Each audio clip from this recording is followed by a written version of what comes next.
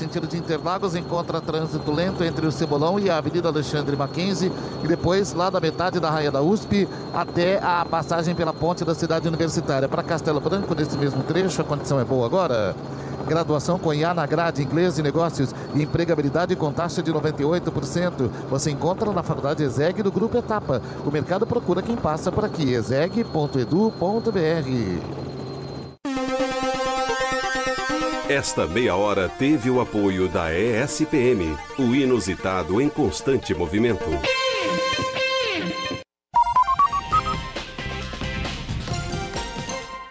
Conforme anunciado, nós vamos conversar ao vivo aqui no Jornal Gente, na Rádio Bandeirantes, com o promotor de justiça Lincoln Gaquia, que mais uma vez foi alvo de um plano do crime organizado para atingi-lo, para matá-lo.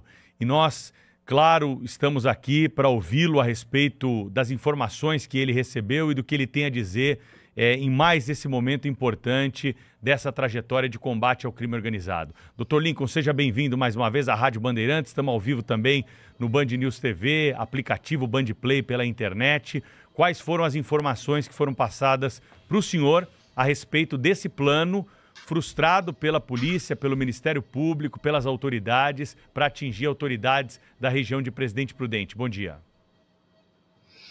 Bom dia a todos, é um prazer falar com vocês. Bom, a partir da prisão de alguns integrantes do PCC na região do Presidente Prudente, quando nós fomos fazer a extração de dados dos celulares desses integrantes, fomos surpreendidos aí pela notícia de que haviam feito levantamento de dados, né, de duas autoridades na região, uma minha, sou eu mesmo, né, e outra, o Dr. Roberto Medina, que é o coordenador dos presídios da região oeste do estado de São Paulo. Havia, no caso do Dr. Roberto Medina, no celular desses criminosos, filmagens de todo o trajeto da residência dele, do local de trabalho, rotina e etc. No meu caso, havia levantamentos de georreferenciais, de locais, de pontos do meu trajeto de casa para o trabalho, algumas rotinas, como o trajeto para a academia, por exemplo, e coisas desse tipo, né? Então, em função disso, a gente deflagrou hoje com a Polícia Civil, Polícia Militar, a Polícia Penal e o Ministério Público a Operação Recon, né, justamente para cumprimos hoje 25 mandados de busca e apreensão, para que nós consigamos mais elementos relativos a esse plano aí. Graças a Deus, né, um plano que acabamos conseguindo interceptar durante o planejamento. Dr. Lincoln Gaquia, muito bom dia, bem-vindo aqui ao nosso programa mais uma vez. A gente imagina, a gente sabe, né, que o senhor vive já há muitos anos uma vida muito, eu diria até reclusa, né, do ponto de vista da segurança pública, da segurança pessoal e da sua família. Num momento como esse, assim, a sua família já está habituada de alguma maneira a esse clima, a essa sensação, ou cada vez que isso acontece é um baque forte mesmo entre os seus familiares? Fala do ponto de vista pessoal, de que maneira isso impacta o senhor e a sua família? Olha, por mais que eu já esteja há mais de uma década escoltado, né, com ordens para me matar, eu já perdi até as contas de planos, né, que a gente conseguiu interceptar aí para me executar. É difícil você conviver, né, com essa realidade, a família também, não dá para se acostumar com isso. E a gente percebe, infelizmente, que esses planos estão chegando mais próximos, né, de mim, de outras autoridades. Eu posso até dizer para vocês que, na verdade, isso é um desdobramento de um salve, de uma ordem, para matar o delegado Dr. Rui Ferraz Pontes, para matar o promotor Gaquia e para matar o Roberto Medina, coordenador dos presídios. Essa era uma ordem que já havia aqui no estado de São Paulo, voltou a ser cobrada.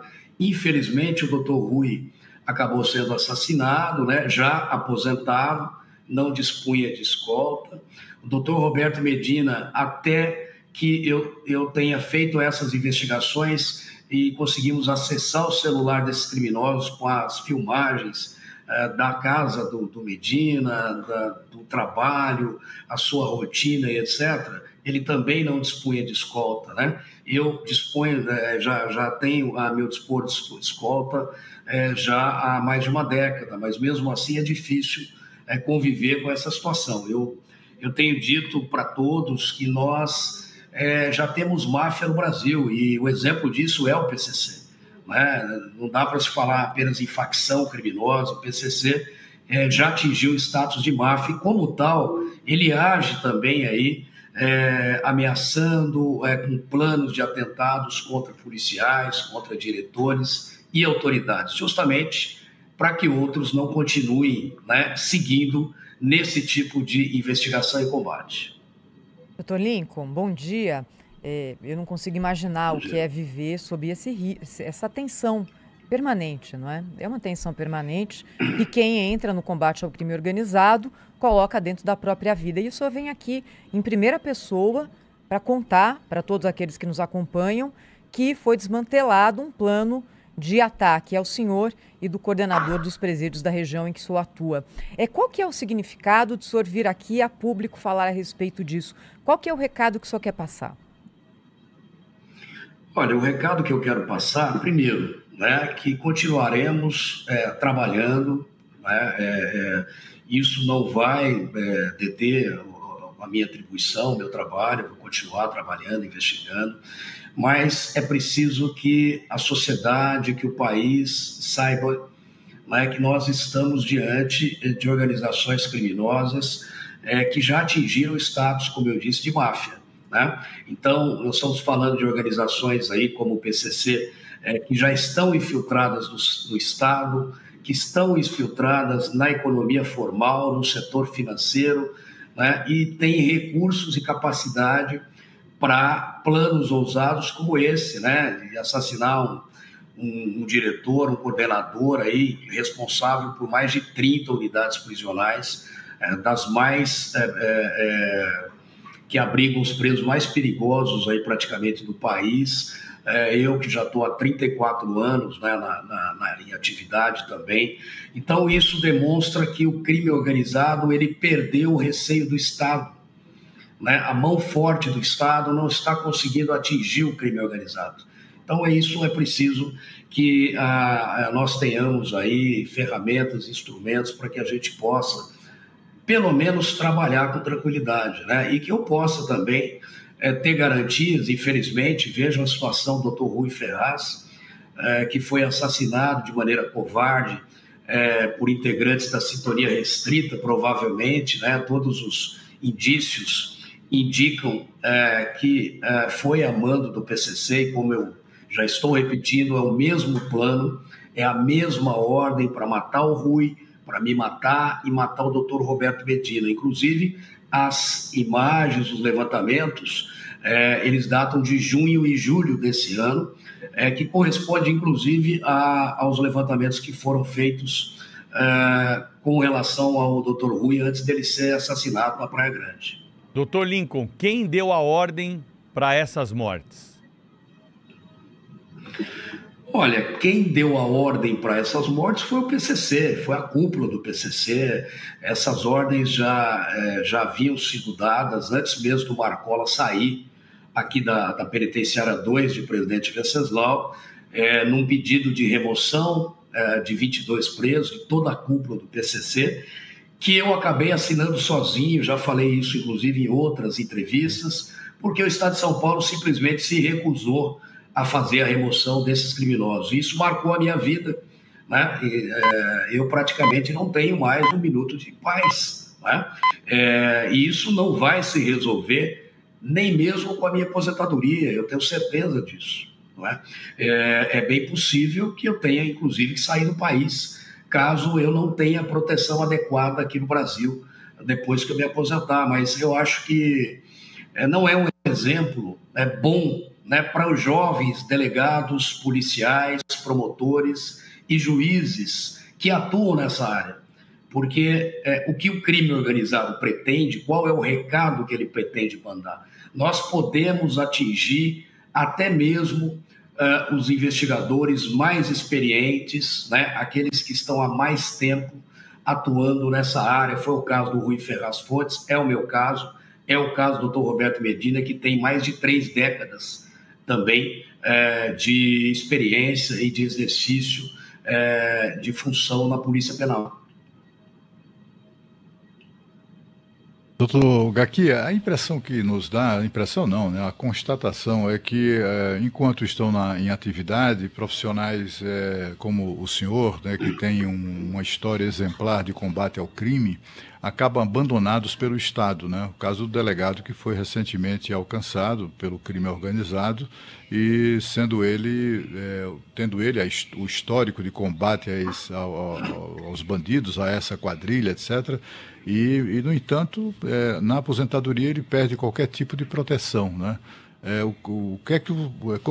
Como o senhor vê essa questão e o que o senhor sugere que seja feito a partir de agora? Porque alguém como o senhor tem que merecer proteção para sempre, né? Ainda que na inatividade. Eu queria que o senhor pudesse refletir, nos ajudar a refletir sobre isso. Eu venho defendendo essa bandeira de que os policiais, né, que dedicam a sua vida a esse tipo de investigação, os promotores, os juízes que estão envolvidos nesses casos, precisam de ter uma salvaguarda legal, uma legislação que permita, que obrigue o Estado a nos fornecer proteção, seja na ativa, seja na aposentadoria. Claro, feitas as análises de risco, etc. É preciso que a gente tenha lei para isso. Foi aprovado recentemente um projeto do senador Moro que prevê, de fato, uma proteção para os policiais e autoridades, inclusive na inatividade. Me parece que está aguardando a sanção presidencial. No projeto que eu chamo de antimáfia, mas o ministro da Justiça chama de projeto antifacção, o projeto é deles, né, evidentemente. Eu chamo de antimáfia porque é disso que se trata, de máfias, não é? Havia, porque eu estava no grupo de trabalho que ajudou a elaborar esse projeto, havia uma disposição, um capítulo tratando de proteção de testemunhas, de vítimas, de policiais e de autoridades envolvidas nesse tipo de investigação quando sofram risco de vida. E nesse capítulo, que é um capítulo muito importante, veja que nós tivemos a morte do Vinícius Gritzbach também aqui no aeroporto de Guarulhos, porque no caso dele a proteção não se adequava ao tipo de situação que ele passava de risco, mas o seu depoimento era importante. É preciso que a gente tenha leis para isso. Então, foi suprimido aí do projeto esse capítulo que tratava da proteção de testemunhas, vítimas, policiais e autoridades. Então, eu vou lutar para que, quando o projeto for encaminhado do Ministério da Justiça ao Congresso, para que seja, através de emenda, que seja dada essa proteção. Ali haviam ferramentas importantes, eu vou dar um exemplo. Você imagine que um policial aqui do estado de São Paulo, que tem a sua vida em risco, né, e muitas vezes mora até em comunidades onde existe a presença de criminosos, que ele pudesse, inclusive, ser removido para outro estado, ser acolhido por outra instituição policial, enquanto esse risco perdurasse, né? Tínhamos várias previsões legais aí, proteção para os familiares e etc. Então, eu tenho lutado para que isso seja aprovado. Eu acho que é indispensável, né? Como eu disse, eu já estou terminando a minha carreira. Eu vou completar 35 anos de Ministério Público, mas tenho tempo de atividade privada. E qual a garantia que eu tenho que daqui a 2 ou 3 anos, quando eu me aposentar, eu vou ter algum tipo de proteção do Estado? Eu mesmo, né, que estou acostumado com esse tipo de situação, com a morte do Rui, eu temi pela minha própria vida. Aquilo me abalou bastante, né? Porque eu me vi daqui a 2, 3 anos na situação do Dr. Rui, que infelizmente, né, foi morto aí, ele não tinha nenhum tipo de proteção. E o Estado precisa imaginar que essas pessoas, como o Dr. Rui, que o risco não vai cessar porque ele se aposentou, né? É uma espécie de vindita, de vingança, né? Vingança é uma vingança de natureza terrorista, né? Para permitir aliás, para proibir, né? Para impedir que outros prossigam nesse tipo de investigação, dissuadindo jovens colegas, promotores, delegados, policiais, juízes, a continuar nesse tipo de trabalho. Aquela história do melhor não mexer com eles, né, doutor Lincoln, que é um recado terrível passado pela sociedade. Olhando do ponto de vista macro sobre legislação, o senhor sempre fala aqui pra gente que hoje o crime organizado já atua como uma máfia. O que falta para o Brasil tratar o crime organizado de fato como uma máfia, na opinião do senhor? Olha, primeiro nós precisamos tipificar, né, a organização criminosa mafiosa. O próprio projeto de lei do ministro da Justiça, que me parece foi encaminhado para a Casa Civil e será encaminhado para o Congresso, eles mudaram o nome, lá está como, né, a denominação que o Ministério da Justiça deu projeto de lei antifacções, né?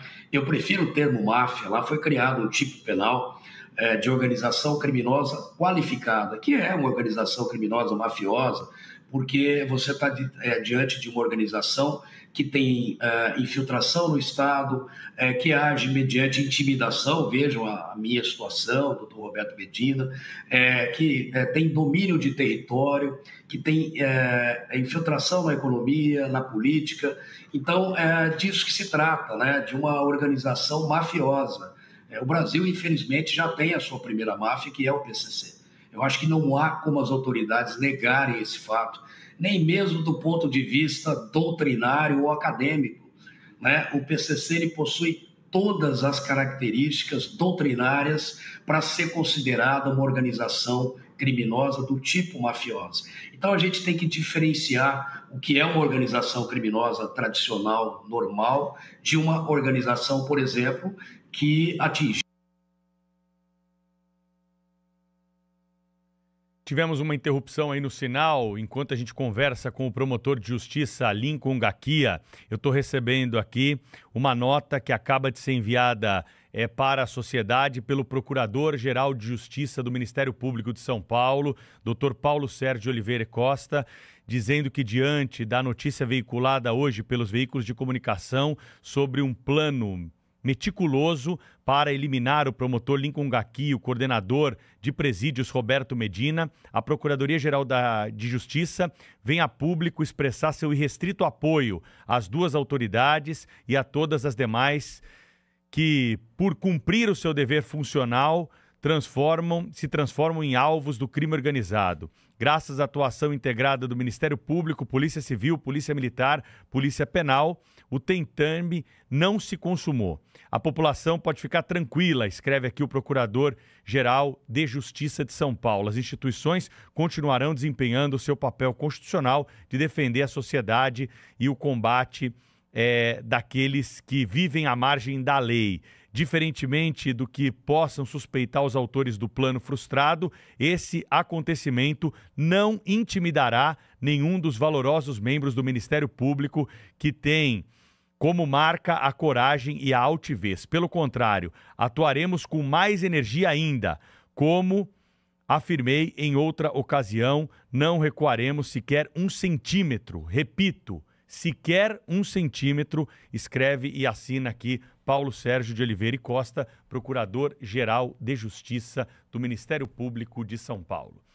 Enquanto a gente está tentando ainda reconectar, apenas para se despedir, porque acho que é importante, viu, Thaís e Cláudio, nesse depoimento que mistura um pouco, né? É difícil a gente ter um convidado assim, que ao mesmo tempo está no polo de vítima, no mesmo tempo está no polo de um investigador, de um esquema muito importante para a gente garantir mais segurança pública. Eu tinha mais uma pergunta, queria saber do Dr. Lincoln se essas ordens vêm de dentro da cadeia, Thaís. Isso é muito importante a gente saber, até porque o coordenador dos presídios é alvo também, para a gente ter exatamente a noção de como está essa troca de ordens da facção criminosa, que para muitos, e como o Dr. Lincoln é considerado uma máfia, o PCC aqui do lado de fora e do lado de dentro das cadeias. Ou seja, é um dia marcante para a segurança pública, porque é mais um plano frustrado, Thaís. Pois é, e Pedro, que vem, essa descoberta vem semanas depois do assassinato brutal do ex-delegado-geral de Polícia de São Paulo, Rui Ferraz Fontes,